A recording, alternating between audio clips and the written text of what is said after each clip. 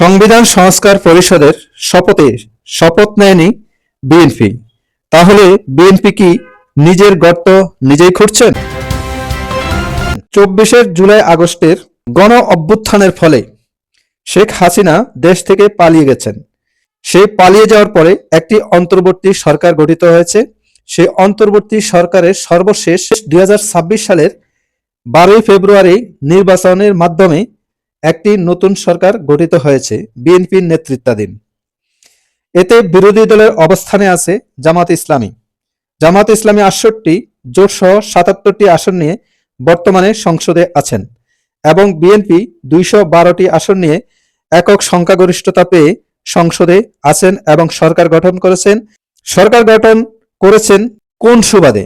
সেটি হচ্ছে জুলাইয়ের গণ অভ্যুত্থান। জুলাইয়ের গণ অভ্যুত্থান যদি না হতো তাহলে বিএনপি এই সময় এসে সরকার গঠন করার কোনো সুযোগই ছিল না। বিদ্যমান সংবিধান অনুযায়ী 2029 সালে নির্বাচন হওয়ার কথা, কিন্তু সেই 2029 সালের নির্বাচনটি 2026 সালে হয়েছে, অর্থাৎ 3 বছর আগেই অগ্রিম নির্বাচন হয়েছে। সেই নির্বাচনে বিএনপি একক সংখ্যাগরিষ্ঠতা নিয়ে সরকার গঠন করেছে।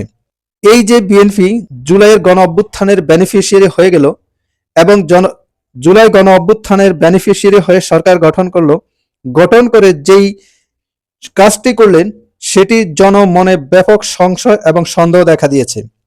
তাহলে যেই কাজটি করেছে সেটি হচ্ছে জুলাই গণ অভ্যুত্থানকে স্বীকৃতি দেওয়ার জন্য সংবিধান সংস্কার পরিষদের যেই শপথ নেওয়ার কথা ছিল সেখানে বিএনপি শপথ নেয়নি।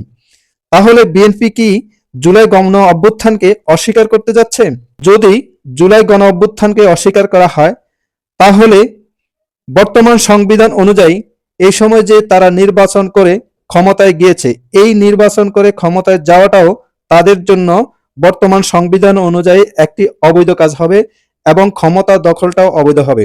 যদি জুলাই গণ অভ্যুত্থানকে স্বীকৃতি দেওয়া হয় তাহলে জুলাই গণ অভ্যুত্থানের যেই সংস্কারগুলো করা হয়েছে ঐক্যমত্যের ভিত্তিতে সেই সংস্কারগুলো সংবিধানে অন্তর্ভুক্ত হবে এবং বর্তমান যে সরকার আছে সেই সরকারটিও বৈধ হবে।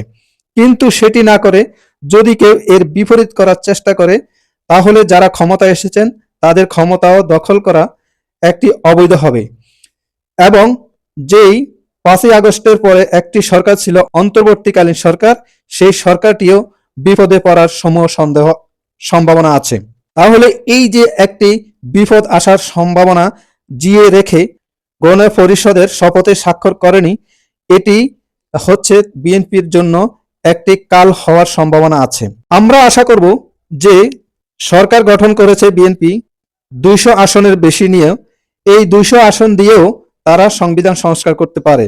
তারা আগামী জাতীয় সংসদের নির্বাচনের যে প্রথম বৈঠকটি হবে সেই বৈঠকে তারা এটি বিল উত্থাপন করবেন এবং বিল উত্থাপন করে সেখানে এই জুলাই অভ্যুত্থানের যে সংস্কারগুলো করা হবে বিল আকারে উত্থাপন করবেন, সেটি সংসদে পাশ করে নেবেন এবং সংবিধানে অন্তর্ভুক্ত করবেন।